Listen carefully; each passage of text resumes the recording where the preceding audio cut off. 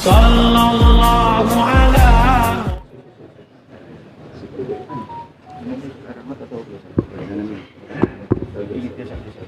Bismillahirrahmanirrahim. Assalamualaikum warahmatullahi wabarakatuh. Alhamdulillahi rabbil alamin. Wassalatu wassalamu ala asyrafil anbiya wal mursalin sayyidina wa maulana Muhammadin wa ala alihi wa sahbihi wa man tabi'ahu ila yaumiddin. Subhanaka la ilma lana illa ma 'allamtana innaka antal alimul hakim. Rabbi shrah li sadri wa yassir li amri wa hlul 'uqdatam min lisani yafqahu qawli. Para alim, para ulama, para kiai, guru-guru kita yang mengajarkan kita tentang hak dan batil, amar ma'ruf nahi mungkar, tokoh masyarakat, tidak dapat saya sebutkan satu persatu, semua jamaah fardu subuh Masjid Al-Ikhlas dan semua yang mengikuti kajian kita pada kesempatan yang baik dan mulia ini, semuanya dimuliakan Allah Subhanahu wa ta'ala. Amin ya rabbal alamin. Orang yang paling mulia subuh ini bukan orang yang paling banyak hartanya, karena harta akan tinggal, bukan yang paling tinggi jabatannya, karena jabatan akan berakhir. Yang paling mulia kata Nabi, Allahumma barik li ummati fi bukuriha. Orang yang paling awal bangunnya, maka dialah yang paling banyak dapat keberkahannya.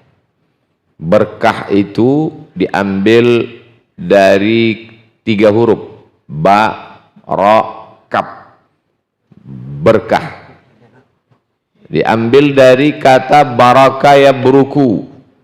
La yabruku ahadukum kama yabrukul ibilu. Janganlah kamu turun seperti turunnya onta ke tanah. Jadi barokah diambil dari kata onta turun ke tanah. Misalnya saya punya tanah, bapak punya tanah, ibu punya tanah. Tanah kita luasnya sama-sama 25 kali 25 meter. Tapi kemudian ada datang seekor onta dan berhenti. Tanah kita yang 25 kali 25 ini sama-sama kosong, tidak ada tanamannya. Tiba-tiba datang seekor onta dan berhenti ke tanah saya tanpa ada rencana apapun, karena dia binatang yang lepas liar. Tiba-tiba datang berhenti tepat di tanah saya. Kenapa tidak di tanah bapak, kenapa tidak di tanah ibu? Karena kebetulan saya yang ceramah, ya saya bilang aja di tanah saya. Maka yang dapat berkah itu tanah saya itu, karena di situ onta berhenti.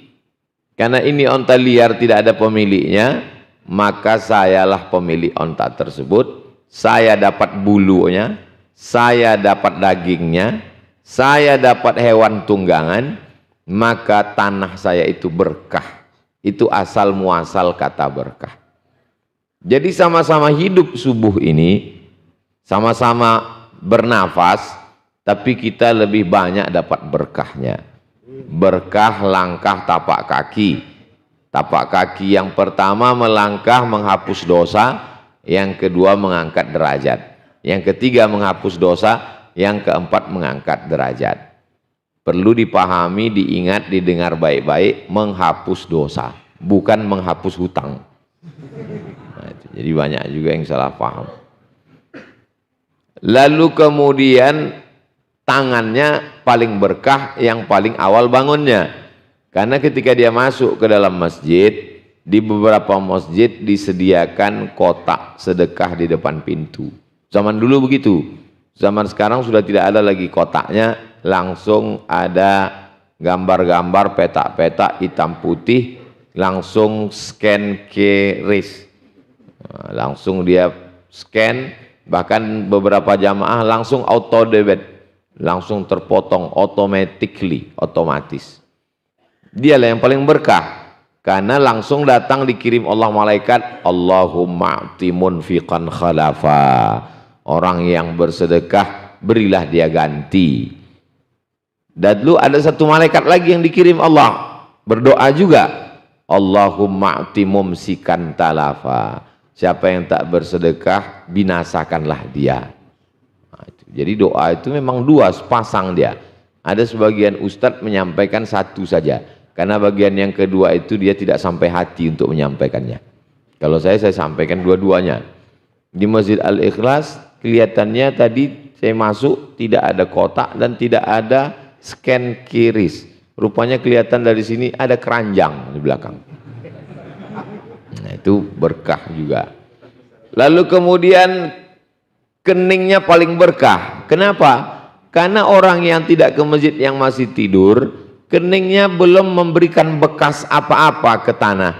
Sedangkan orang yang sudah datang ke masjid, wa naktubu ma qaddamu wa atharahum, kami tulis semua yang mereka lakukan, wa atharahum, bekas-bekas tapak kaki, bekas-bekas kening. Itu mengapa kadang ada jamaah yang duduk saling berdampingan, setelah selesai sholat sunat, salam, yang satu pindah ke kanan, yang kanan pindah ke kiri, yang kiri pindah ke kanan. Lalu ada bapak-bapak ibu yang bawa anak, anaknya memperhatikan, nanya, mama, papa, itu ada dua orang tadi kok yang kanan pindah ke kiri, yang kiri pindah ke kanan. Lalu kemudian dengan spontan dia jawab, mungkin mereka lagi sip-sipan. Padahal sebenarnya mereka ingin supaya keningnya lebih banyak mendapatkan berkah, sehingga nanti ketika menghadap Allah Subhanahu wa taala, Masjid Al-Ikhlas ini bersaksi di hadapan Allah bahwa Abdul Somad pernah menempelkan keningnya ke sini. Kening yang paling mulia, paling tinggi, tidak ada satupun orang yang bisa memegangnya. Lalu kemudian kita tempelkan ke tempat yang paling rendah, paling hina, di bawah telapak kaki, dengan mengucapkan Subhana Rabbiyal A'la, engkaulah yang maha tinggi. Satu kali sujud di atas muka bumi Allah lebih baik daripada dunia dan seisinya, karena ada satu makhluk yang tidak mau bersujud sama sekali. Allah bertanya kepada dia, ma mana'aka alla tasjuda li adama idh amartuk, mengapa kamu tidak mau bersujud kepada Adam ketika aku perintahkan? Langsung dia menjawab, khalaqtani min nar, kau ciptakan aku dari api, wa khalaqtahu min tin, sedangkan dia kau ciptakan dari tanah. Ana khairum minhu, aku lebih baik daripada dia. Kalau bercerita tentang ilmu, tentu ilmu dia lebih banyak. Kenapa ilmu dia lebih banyak? Karena dia selevel dengan malaikat. Berarti ilmu malaikat sama dengan ilmu dia. Jadi kalau ada orang hari ini bangga dengan ilmunya, tapi tidak mau menempelkan keningnya ke lantai, berarti ini mereka ini masih satu mazhab, satu level dia. Tadi saya nanya sama Ami Prof, ini masjid apa? Masjid Al-Ikhlas. Mazhabnya apa? Pakai mazhab Nahdlatul Ulama atau Muhammadiyah? Katanya ini mazhabnya mazhab Muhammad NU. Oh. Lalu kemudian mazhab diambil dari kata zahab, jalan untuk pergi. Maka selalu diartikan sebagai aliran. Kita pergi menghadap Allah Subhanahu wa taala, ada jalannya. Disebut dia sebagai mazhab. Biasanya akidah disebut sebagai manhaj.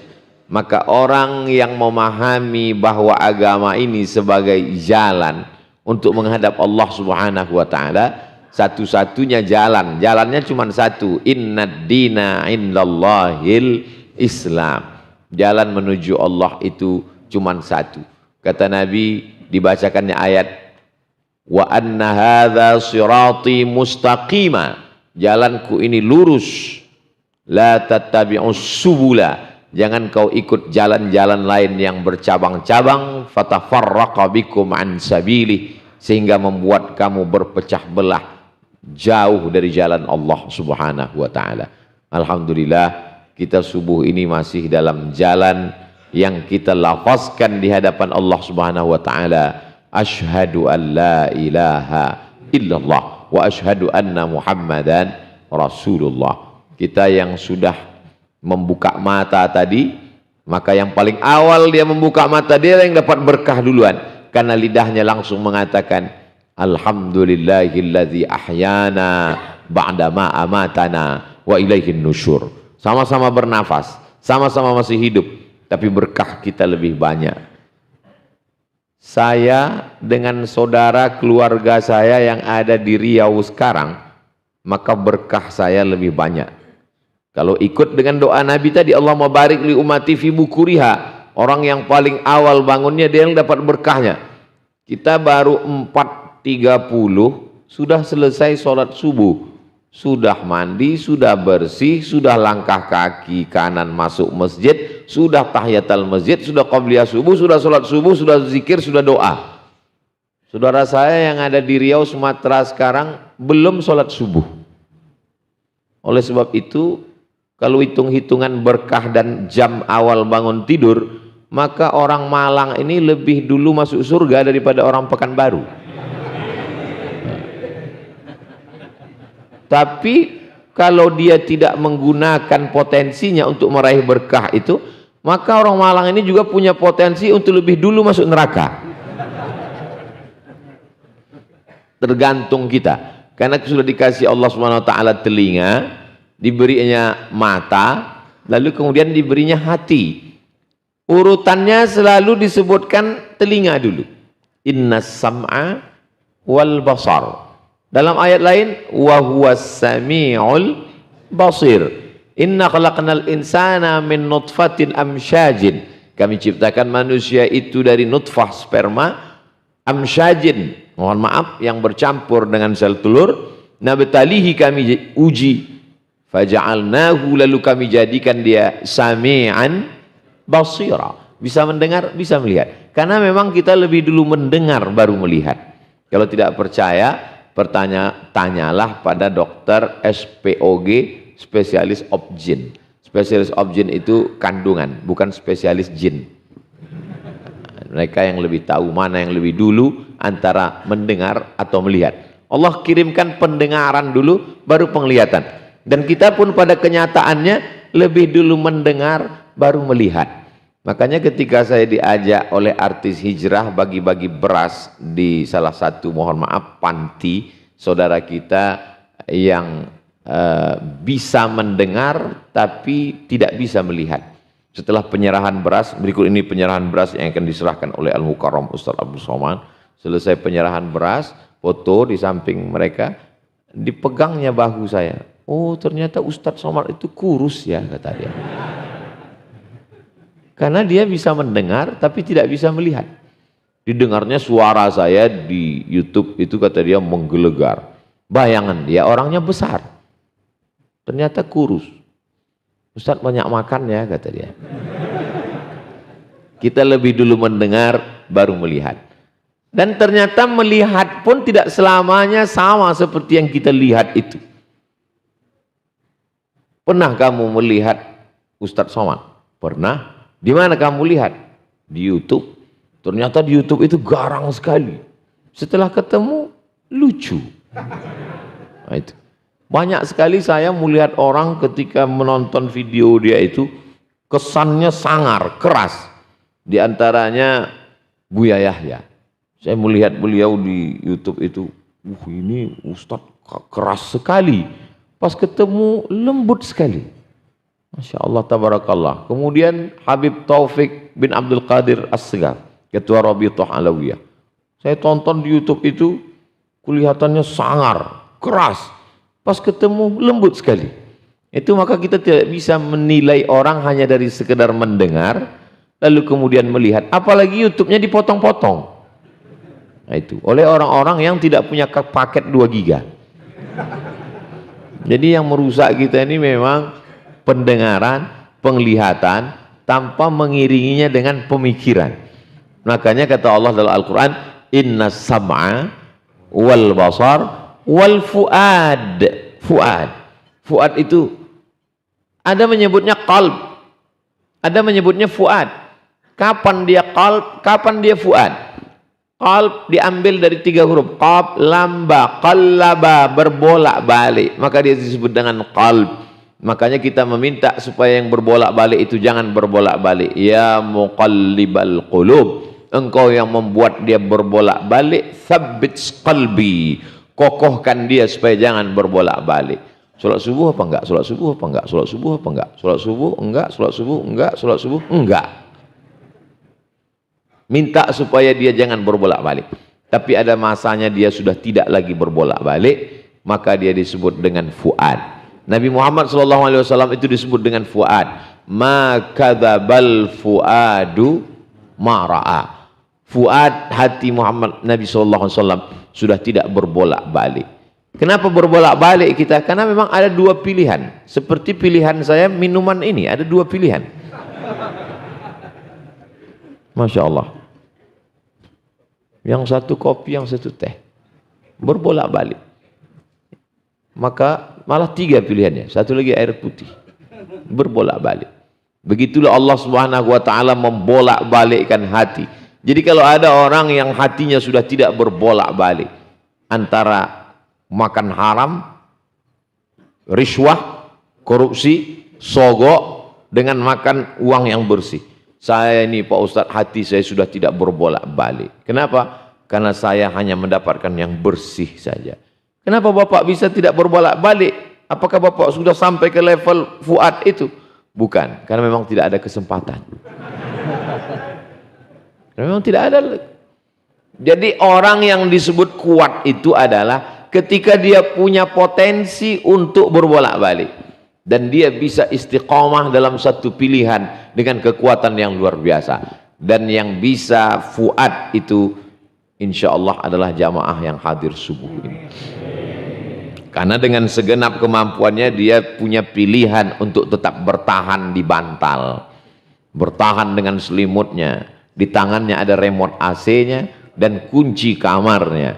Kamar-kamar dia, AC milik dia, mata punya dia, dan dia berhak untuk meneruskan tidurnya sampai jam 8. Tapi kemudian dia lawan, apalagi ini hari libur ini kan. Sebagian libur, sebagian tidak, tergantung pilihannya. Di saat orang membalaskan sakit hatinya pada saat kerja, dia mesti ikut aturan kantor tempat bekerja, masuk jam sekian sampai jam sekian. Inilah masanya hari pembalasan. Dibalaskan tidur sampai jam 8, jam 9. Istrinya bertanya, "Mas, kamu enggak sholat tanggal merah?"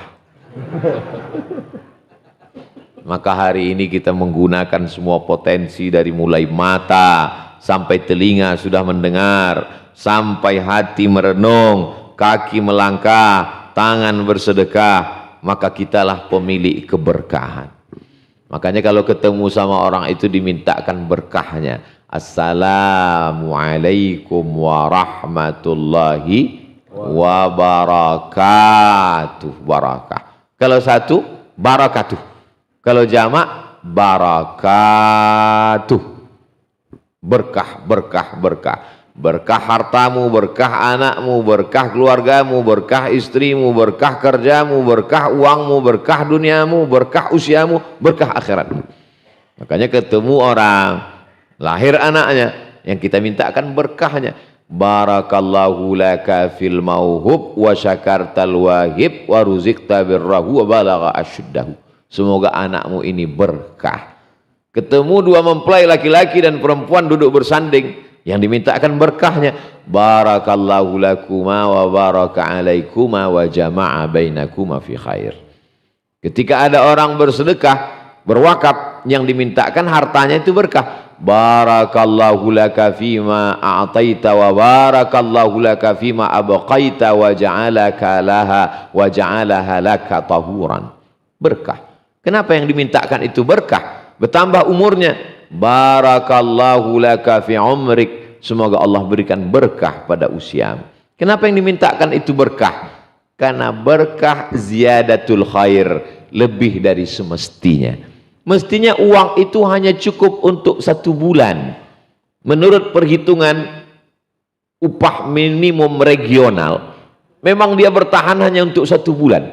Tapi karena keberkahan, bisa anaknya kuliah S1, S2, bisa dia menabung berangkat pergi umrah, bisa pula mengalir sesudah kematiannya menjadi amal jariah karena dia sempat berwakaf, berinfak dan bersedekah. Ada berkahnya.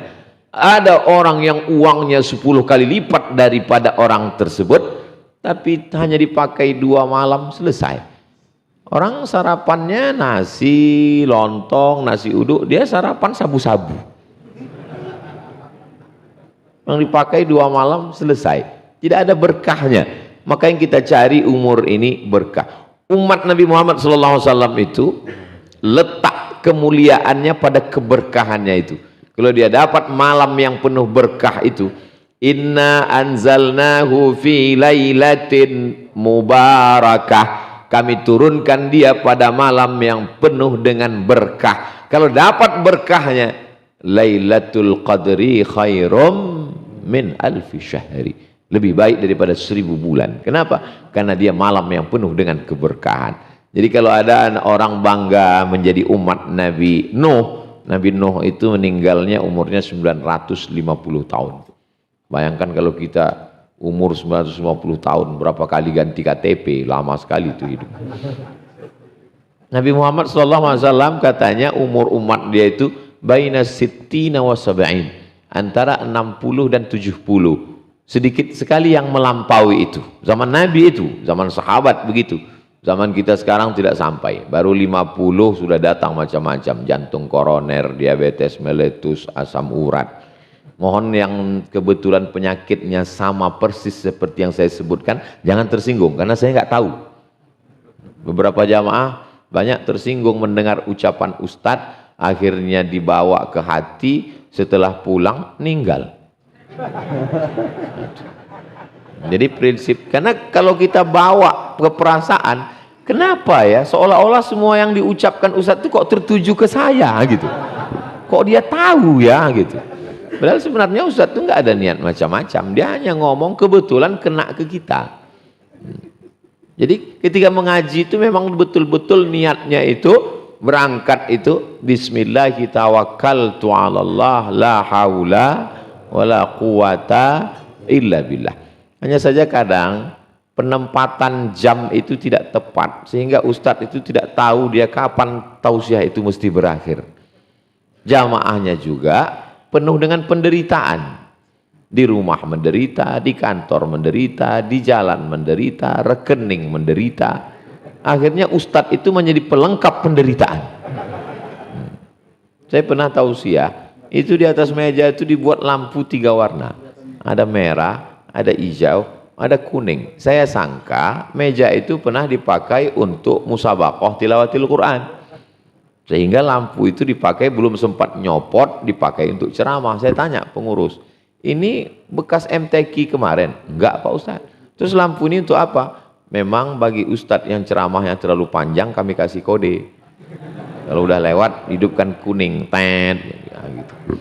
Insya Allah Ustaz Abdul Somad tidak kena begitu, karena dimanapun tausiah dia pasti 600 ml 60 menit. Tadi saya mulai jam 6, jam 4.15, insya Allah jam 5.15 akan selesai dengan sendirinya. Itu yang biasanya minumannya pakai botol, tapi yang 3 serentak begini baru kali ini.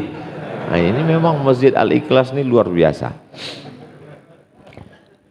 Orang berangkat dari rumah membawa nama Allah. Bismillahirrahmanirrahim. 'alallah la haula wala quwata illa billah.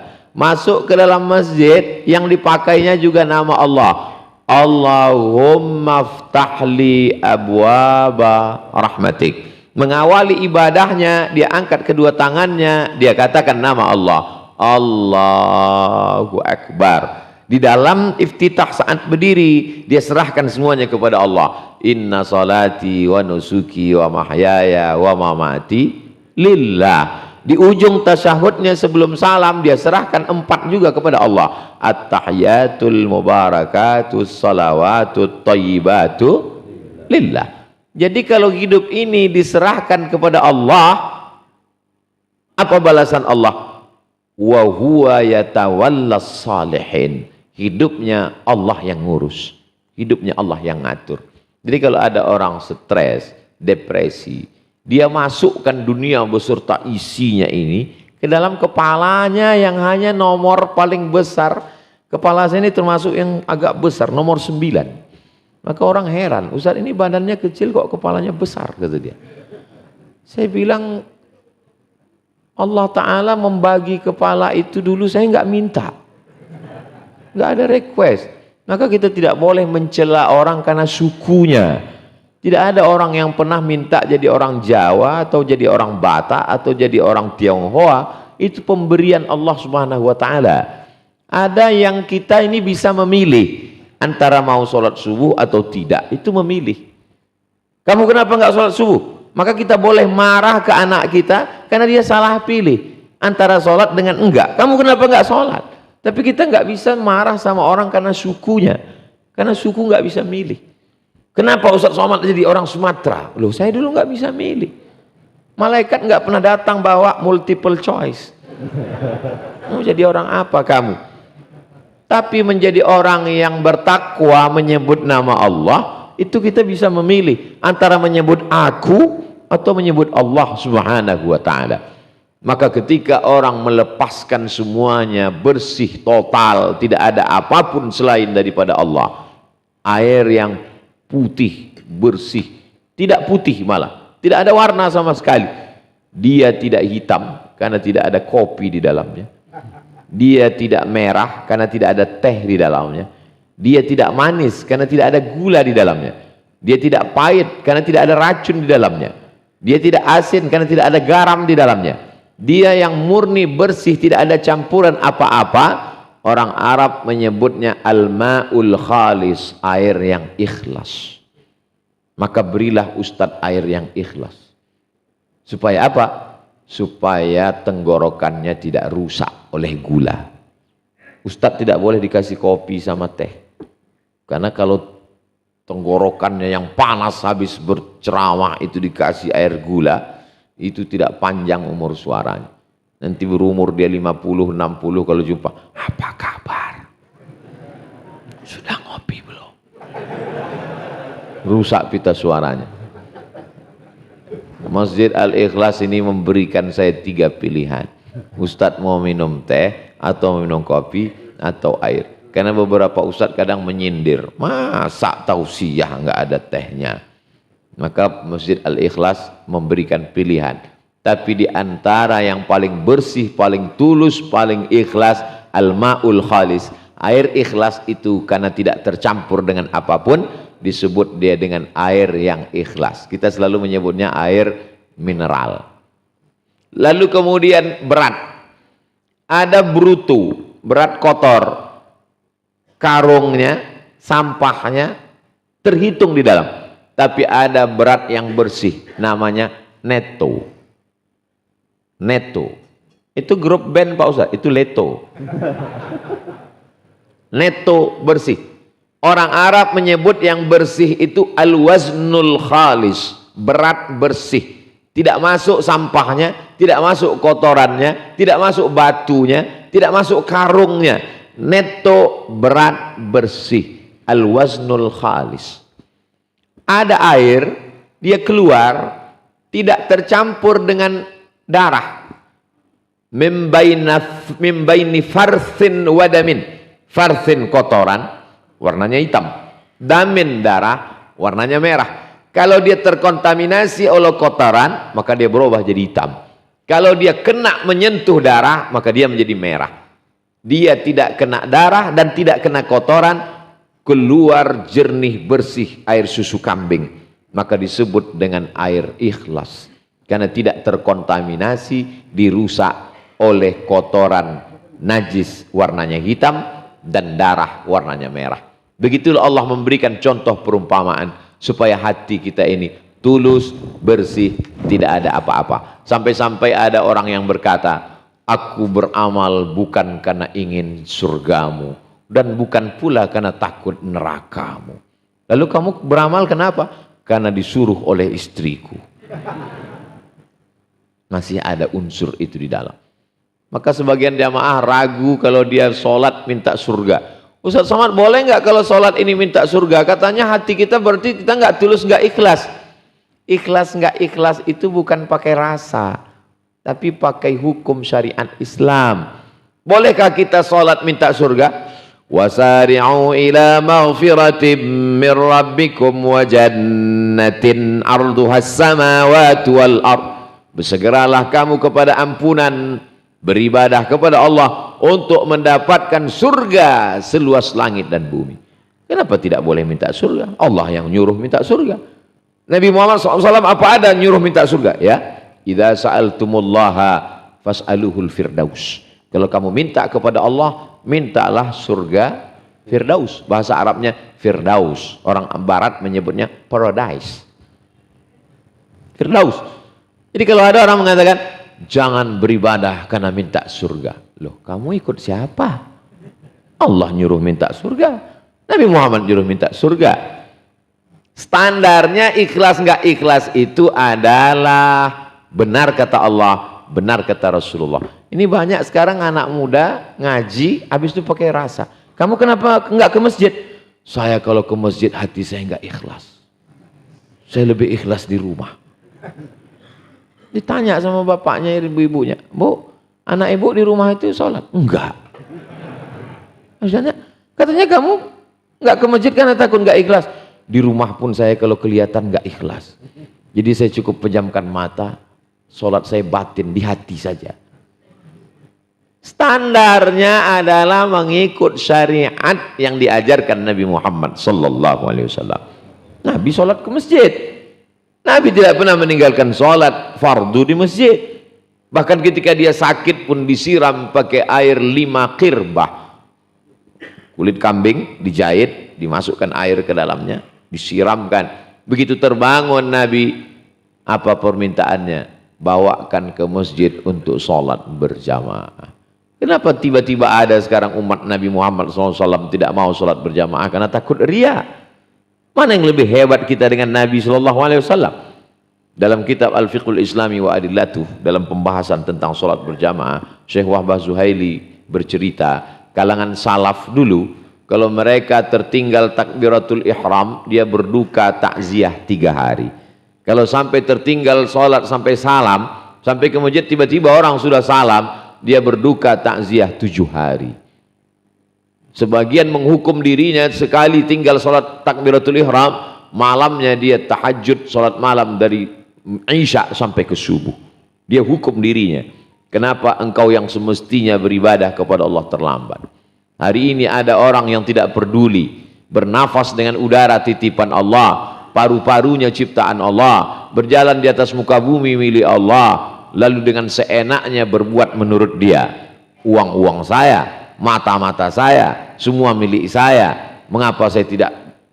Lillahi ma fis samawati wa ma fil ard. Apa yang ada di langit, apa yang ada di bumi, milik Allah Subhanahu wa taala. Allah itu hebat luar biasa. Jantung ciptaan dia, otak ciptaan dia, nafas ciptaan dia. Manusia bisa hidup karena jantungnya berdetak, manusia bisa berjalan karena nafas masih berhembus. Semuanya milik dia. Bumi yang dipijak punya dia, langit yang jadi atap milik dia, darah, daging, jantung, paru-paru, nafas punya dia. Tapi ketika orang itu beramal, dinisbatkan ke orang itu. Yang ceramah tadi siapa? Abdul Somad. Padahal semuanya milik Allah. Makanya ketika kita dipuji, cepat kembalikan kepada Allah supaya kita tidak lupa diri. Ini siapa? Ini titipan Allah. Hebat ya. Masya Allah, tabarakallah. Ini anaknya Pak, ganteng sekali. Alhamdulillah. Ini anak ibu, cantik sekali. Siapa dulu mamanya?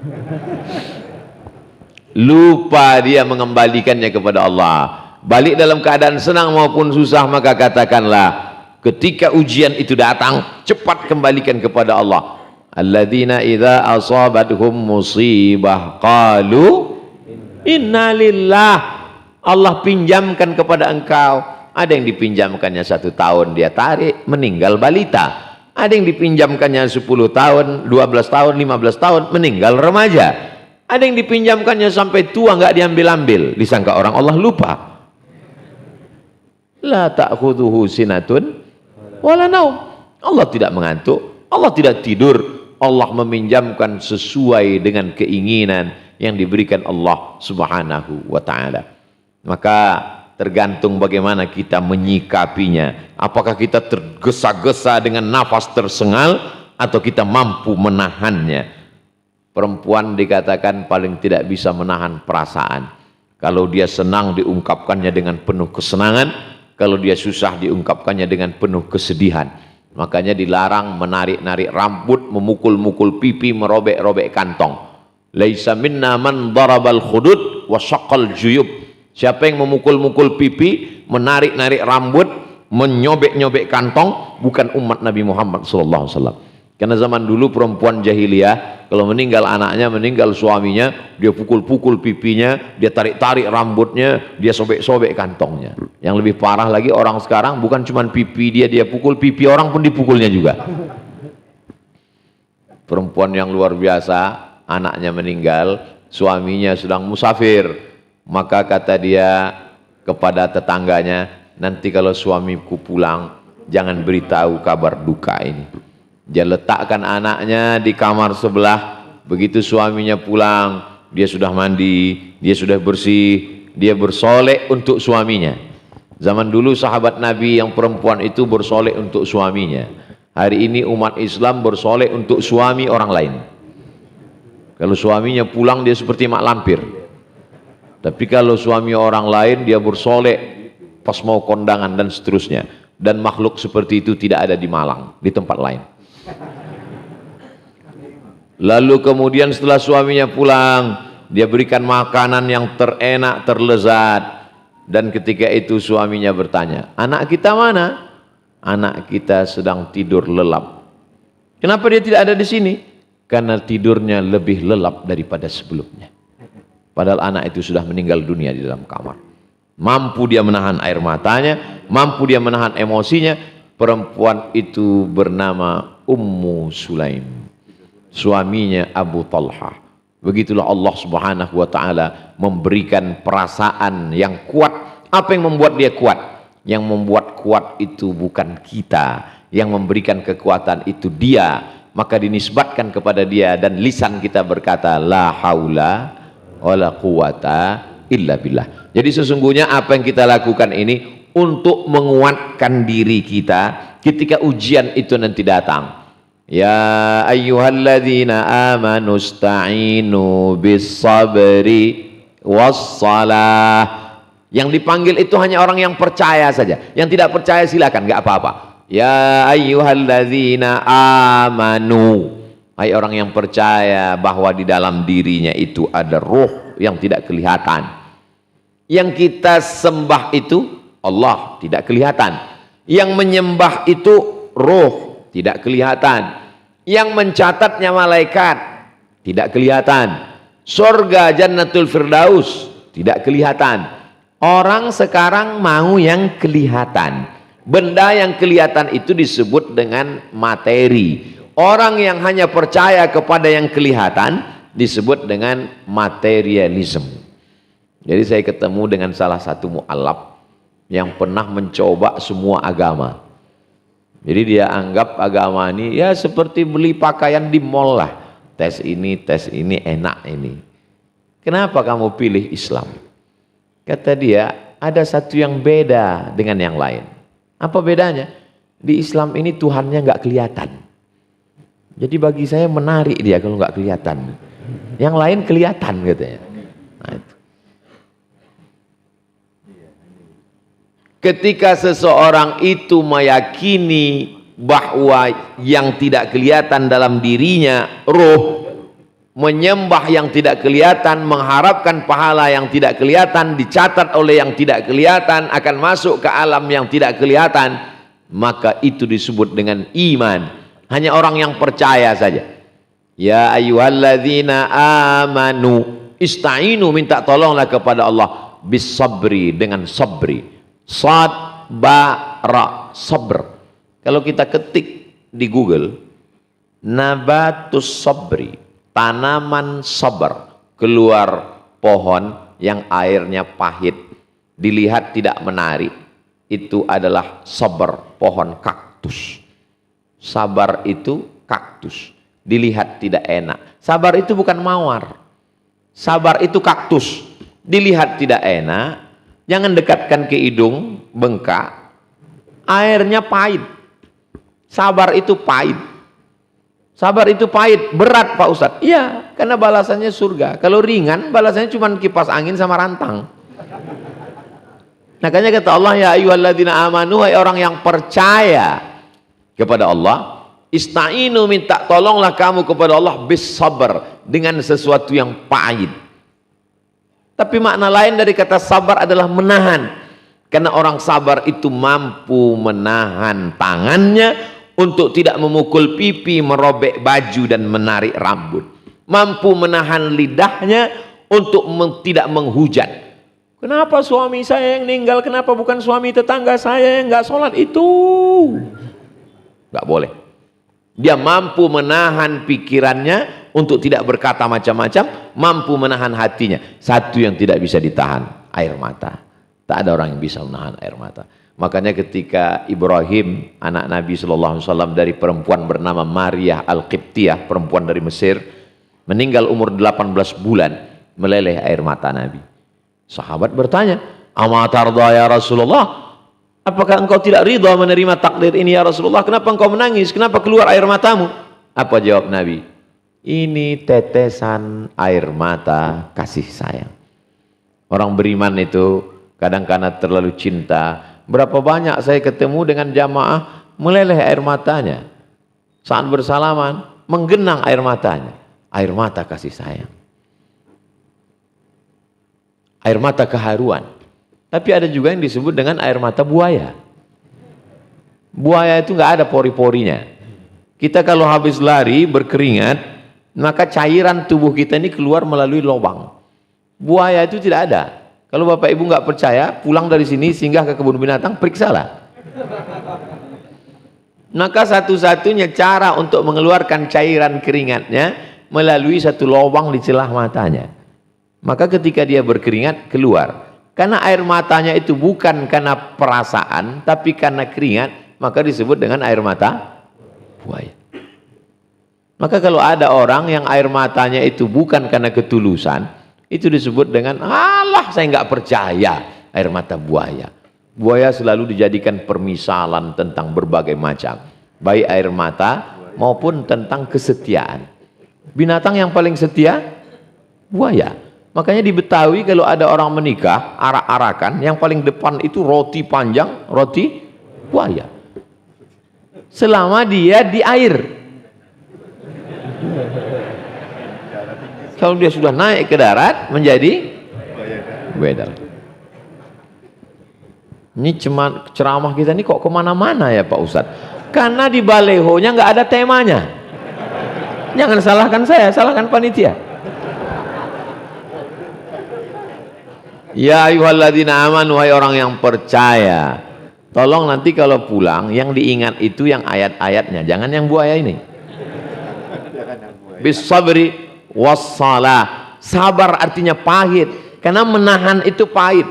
Wassalah, salah diambil dari kata salah, tulang belakang. Salah itu tulang belakang. Apa hubungan tulang belakang dengan salat? Karena ketika salah, orang bersimpuh kepada Allah, membengkokkan, membungkukkan tulang belakangnya. Yang lain doanya hanya tegak saja, tapi dalam salat orang berdoa sambil membungkukkan tulang belakangnya. Allahu Akbar. Orang yang di dunia tidak mau membungkukkan tulang belakangnya, maka nanti di akhirat ketika Allah menyuruh bersujudlah kamu semuanya, dia tidak akan sujud. Kenapa? Karena dulu di dunia tidak mau membengkokkan tulang belakangnya. Maka di akhirat pun dia tidak akan bisa membengkokkan tulang belakangnya. Bengkok yang pertama, huruf L. Tapi ada yang lebih daripada itu. Warka'u, ruku'lah, wasjudu, sujudlah. Kapan orang paling dekat dengan Allah? Orang paling dekat dengan Allah ketika dia di Ka'bah. Betapa tidak adilnya Allah. Bagaimana dengan saudara kita yang fakir miskin tidak bisa beli tiket pesawat? Bagaimana dengan orang kaya duitnya banyak tapi badannya tidak sehat? Bagaimana dengan orang yang tidak sempat? Maka orang yang paling dekat dengan Allah bukan ketika di Taman Raudhah, bukan ketika di depan Ka'bah. Aqrabu ma yakunul abdu min rabbih wa huwa sajid. Orang yang paling dekat dengan Allah ketika dia sedang membengkokkan tulang belakangnya bersujud. Maka banyak orang sujudnya lama sekali. Kami dulu ketika masih di pesantren, banyak sekali teman-teman itu sujud yang pertama sekaligus sujud terakhir. Ngantuk berat. Nabi SAW pernah membaca ayat yang panjang dan sujudnya sepanjang ayatnya. Tapi ketika beliau sholat tahajud sendirian di kamar, bukan saat imam. Kalau lagi menjadi imam, lewat dari 12 kali tasbih makruh. Karena membuat makmum pitam di belakang. Ada standar ukurannya. Idza amma ahadukum falyukhaffif. Kalau kamu jadi imam, maka ringankanlah. Jangan panjang-panjang, jangan lama-lama. Matahari sudah terbit. Hebatnya di Masjid Al-Ikhlas ini, matahari terbit, bunyi. Matahari terbit, bunyi. Setiap bunyi, matahari terbit. Setiap bunyi, matahari terbit. Sampai akhirnya suatu hari dia tidak berbunyi dan matahari tetap terbit. Banyak orang berpikir kalau sakit, ninggal. Kalau sakit, ninggal. Berarti ninggal nunggu sakit. Akhirnya orang mengambil kesimpulan. Kalau nggak sakit, berarti nggak ninggal. Salah mengambil kesimpulan. Ninggal tidak nunggu sakit. Kesalahan kita berpikir, karena kesalahan kita mengambil hukum mengeneralisir. Maka hati-hati, berapa banyak orang yang tidak sakit langsung meninggal. Dan hati-hati, nanti ketika dia tidak berbunyi, matahari tetap terbit. Boleh untuk update status pagi ini. Wassalah, maka bengkokkanlah tulang belakangmu. Ketika saat ini Abdul Somad ini otaknya di atas, jantungnya di bawah. Darah ini berada di jantung, disemburkan, disemprotkan oleh jantung naik ke atas otak membawa oksigen. Oksigen mesti sempurna. Kalau kurang sempurna kita bisa, mohon maaf, stroke ringan. Kenapa darah itu menjadi berat? Karena di dalam darah ada minyak. Kenapa darah itu menjadi berat? Karena ada gula. Pulang dari sini, ambil minyak, masukkan ke air. Ambil gula, masukkan ke air. Habis itu bawa ke laboratorium. Air ini menjadi kental. Itulah mengapa kita disuruh menghindari minyak dan menghindari gula. Masya Allah, tabarakallah. Nabi SAW tidak mengkonsumsi gula. Kenapa? Karena gula tidak ada. Nabi SAW minum makan yang rendah gula. Dia minum madu, dia makan kurma. Sedangkan gula itu ada datang modern, diambil dari tebu yang diolah dengan alat kimia masuk. Maka orang barat menyebutnya sebagai white poison. White, putih, poison, racun. Racun putih, pembunuh paling berbahaya. Diabetes mellitus. Saudaraku yang dimuliakan Allah Subhanahu wa taala, maka tapi jangan gara-gara ini lalu nanti pulang tidak minum. Bapak nanti ketika diminta sama istrinya, mama, teh kopi kita mana? White poison. Racun putih, kata Ustadz Somad. Ustadz Somad itu ceramahnya nggak usah didengarkan, dia itu radikal. Saudara yang dimuliakan Allah Subhanahu wa taala, wassalah, maka tempelkanlah keningmu ke lantai, kau akan sehat. Kenapa? Saat engkau bersujud, jantungmu di atas, otakmu di bawah. Lebih lama mana? Otak di atas, jantung di bawah, atau jantung di atas, otak di bawah? Lebih lama otak di atas, jantung di bawah. Darahnya ke atas mendaki, sulit untuk dia naik. Maka sekali-sekali turunkan otakmu ke bawah, jantungmu ke atas. Saat bersujud, hanya saat bersujudlah jantung kita di atas, otak kita di bawah. Enggak Pak Ustadz, teman saya itu setiap hari jantungnya di atas, otaknya di bawah. Kenapa kamu tahu? Ya teman saya itu otaknya di lutut. Itu enggak benar. Saudaraku yang dimuliakan Allah Subhanahu wa taala. Jadi gerakan-gerakan ini bukan dibuat-buat. Dari mana Nabi Muhammad tahu melakukan itu? Wa ma yantiqu 'anil hawa in huwa illa wahyu yuha. Ini semuanya datang dari Allah Subhanahu wa taala. Mereka mengatakan ini buatan dia, sahir, tukang sihir, kadzab, tukang bohong, asatirul awwalin, tukang dongeng. Dibantah Allah. Yasin, Muhammad sallallahu alaihi wasallam. Wal Qur'anil Hakim, demi Al-Qur'an yang penuh dengan kebijaksanaan. innaka laminal, sesungguhnya engkau adalah salah satu dari rasul yang diutus Allah Subhanahu wa ta'ala. Ada rasul itu yang ibadahnya berdiri aja, nggak pakai rukuk, nggak pakai sujud, sampai-sampai dia meninggal saat sedang beribadah berdiri. Tidak ada satupun yang berani mengganggunya, sampai akhirnya dia terjatuh karena tongkatnya dimakan rayap. Nabi Sulaiman alaihissalam, raja dari segala raja, jin Ifrit, rajanya jin pun bersimpuh sujud kepada dia. Ya ayyuhal mala'u, wahai pasukan bala tentaraku, ayyukum ya'tini bi'arsyiha qabla an ya'tuni muslimin. Siapa yang bisa membawa singgasana Ratu Bilqis dari Yaman ke Palestina sebelum Bilqis sampai? Ini Ratu Bilqis sudah di jalan ini, tidak lama lagi akan sampai ke Palestina. Nabi Sulaiman ingin memberikan kesan yang luar biasa supaya nanti ketika Bilqis sampai dia heran, wow, amazing, kenapa kursi saya sudah sampai duluan, pakai paket pengiriman apa? Hai bala tentara, siapa di antara kalian yang bisa membawa kursi Bilqis dari Yaman ke Palestina? Wa qala ifritum minal jin, berkatalah jin Ifrit, ana atika bihi, aku sanggup membawa kursi Bilqis dari Yaman ke Palestina. Qabla an, berapa lama? Qabla an taquma mim maqamik, sebelum engkau tegak dari tempat dudukmu. Waktu itu Nabi Sulaiman sedang duduk. Sebelum kau tegak Sulaiman, kursi Bilqis sudah sampai.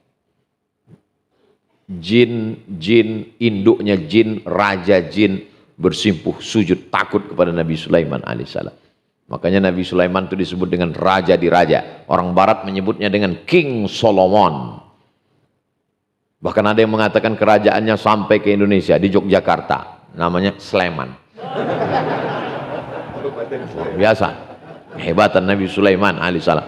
Ibadahnya hanya berdiri saja. Tapi ada Nabi yang ibadahnya bersujud saja. Itulah dia Nabi Isa alaihissalam. Maka beberapa saudara kita yang mengaku ikut Nabi Isa, begitu sampai di suatu tempat dia langsung sujud.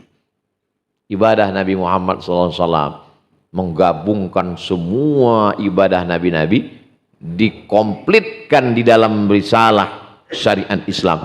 Al-yawma akmaltu lakum dinakum, hari ini kusempurnakan, wa atmamtu alaikum ni'mati wa raditu lakumul Islam madinah. Makanya sholat kita ini ada berdirinya, ada rukuknya, ada sujudnya, ada duduk antara dua sujudnya, ada salamnya, ada mandang kanan kirinya, perfect, sempurna, secara kesehatan sempurna, secara fisik sempurna, secara zahir, secara batin pun sempurna. Karena ketika Nabi Muhammad SAW Isra Mi'raj, beliau melihat malaikat-malaikat. Ada malaikat yang dari sejak diciptakan sampai hari ini sujud nggak pernah bangun. Ada malaikat yang rukuk nggak pernah tegak. Ada malaikat yang tegak nggak pernah duduk. Ada malaikat yang hanya berputar di samping Al-Baitul Ma'mur.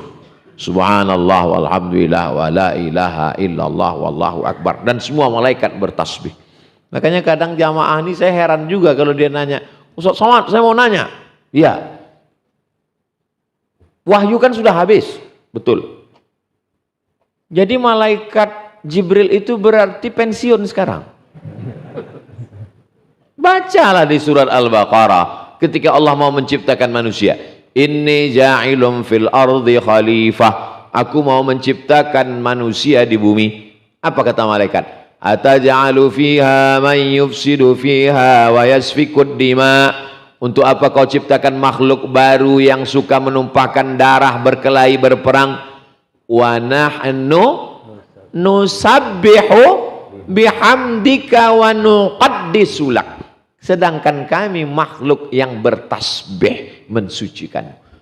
Jadi apapun malaikatnya, pokoknya dia bertasbih. Makanya ketika kita bertasbih, kita selevel dengan malaikat. Subhanallah walhamdulillah wa la ilaha illallah wallahu akbar. Subhanallah walhamdulillah wa la ilaha illallah wallahu akbar. Makanya siapa saja yang bertasbih, amalannya berat seperti amalan malaikat. Kalimatani, dua kalimat. Khafifatani alal lisan, ringan di lidah. Thaqilatani fil mizan, memberatkan mizan timbangan hari kiamat. Habibatani ilar rahman, disukai Allah. Karena amalan tasbih itu amalan malaikat. Subhanallah walhamdulillah, subhanallah bihamdihi, subhanallahil azim. Ada yang pakai irama, subhanallah walhamdulillah. Ada yang bersuara tapi nggak pakai lagu, subhanallah subhanallah. Ada yang nggak bersuara sama sekali, nggak masalah. Gak usah dipertentangkan masalah itu. Dulu memang pernah kelahi kami di masjid kami, Pak Ustadz. Yang satu katanya mesti jahar, subhanallah, subhanallah. Yang satu katanya mesti sir. Alhamdulillah sekarang udah nggak kelahi lagi. Kenapa? Karena sama-sama nggak ke masjid lagi. Ada apa dengan kita? Masing-masing ada dalilnya, kita berlapang dada menerima perbedaan. Udah tahu teman ini tasbihnya nggak bersuara, sir. Dan dia yang satu ini jahat.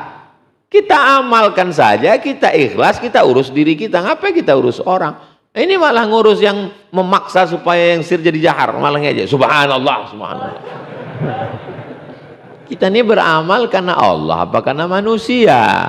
Lagi-lagi meluruskan niat kepada Allah Subhanahu wa taala. Makanya dikatakan innamal a'malu binniyat wa innamal likulli imri'in ma nawa. Semua sesuai mendapatkan dengan niatnya. Bahkan hebatnya, niatul mu'mini khairum min amalihi. Niatnya orang beriman lebih baik daripada amalnya. Kenapa? Karena amal itu bisa dimasuki riya. Di antara kita ini semua, yang paling riya itu saya. Karena yang ngomong saya, yang direkam saya, yang diupload saya, yang dipuji saya, yang diundang saya. Maka saya khawatir amal saya ini sudah habis. Dihabiskan oleh viewer, follower, dan subscriber. Tapi karena saya yakin dan percaya bahwa semua orang baik ini mendoakan saya, itulah yang membuat saya masuk surga. Saya masuk surga bukan karena ceramah saya ini, saya sadar itu. Saya masuk surga bukan karena ilmu saya masuk surga bukan karena titel saya masuk surga karena doa saudara-saudara saya. Mereka ini, orang Malang ini kalau masuk surga, yang pertama mereka tanya, Ustadz Somad di mana? Mereka sangat penasaran. Karena Ustadz Somad ini kan sebagian bilang udah masuk neraka. Mereka penasaran, betul apa enggak gitu. Mereka nanya, ya malaikat, iya. Ustadz Somad kok enggak kelihatan? Kata malaikat, dia sudah lama nunggu kalian di VVIP. Amin kan? Amin. Itu hanya cara saya supaya saya mendapatkan amin dari orang-orang baik. Saat mereka mengatakan amin, terbuka pintu-pintu langit. Itu namanya trik. Nabi mau masuk ke pintu rumah orang. Assalamualaikum warahmatullahi wabarakatuh. Nggak ada suara jawaban. Assalamualaikum warahmatullahi wabarakatuh. Diam. Assalamualaikum warahmatullahi wabarakatuh. Baru terdengar dari balik pintu. Waalaikumsalam. Kata Nabi, ente ada di dalam? Ada ya Rasulullah. Dari tadi. Kenapa enggak ente jawab? Aku ingin dapat doamu 3 kali ya Rasulullah. Jadi sahabat itu caranya luar biasa untuk mendapatkan salam dari Rasulullah SAW. Dapat 9 dia dapat. Salam, rahmat, barakah, salam, rahmat, barakah, salam, rahmat, barakah. Makanya kadang ustaz-ustaz mau balik kiai penceramah itu dibilang, karena belum semangat, kita ulangi sekali lagi. Jamaah yang dimuliakan Allah SWT. Tadi saya mulai jam 4.15, sekarang sudah jam 5.15. Ternyata ngomong di depan orang yang hatinya ikhlas itu nggak terasa lama. Itu dosen, ustadz, kiai, penceramah faham apa yang saya ucapkan. Kadang kita ngomong di depan orang itu terasa lama sekali karena hatinya nggak ikhlas. Kapan ustadz merasa ceramah itu lama sekali? Kultum buka bersama.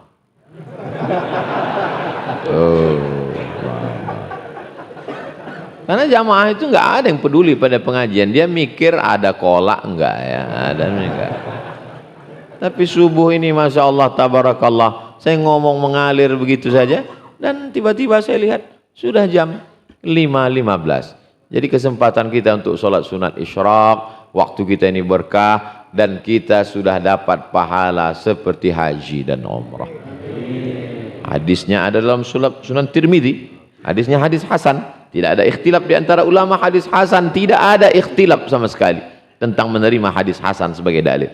Man shallat subha fi jama'atin, siapa yang salat subuh berjamaah, thumma qa'ada yadhkurullah, setelah itu dia duduk berzikir dengan Allah, hatta tatlu'a syam, sampai terbit matahari.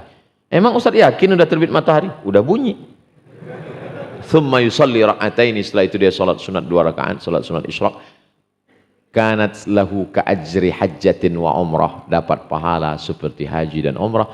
Tamah, sempurna, sempurna, sempurna. Tidak ada yang sempurna. Yang sempurna itu salat sunat isyraq. Tidak ada yang sempurna. Yang sempurna itu hubungan aku dan kamu. Terima kasih segala perhatian. Mohon maaf atas segala kesilapan dan kekhilafan. Aqulu qauli hadza astaghfirullah li wa lakum. Menangkap puyuh di Bukit Selasih. Thank you dan terima kasih. Assalamualaikum warahmatullahi wabarakatuh.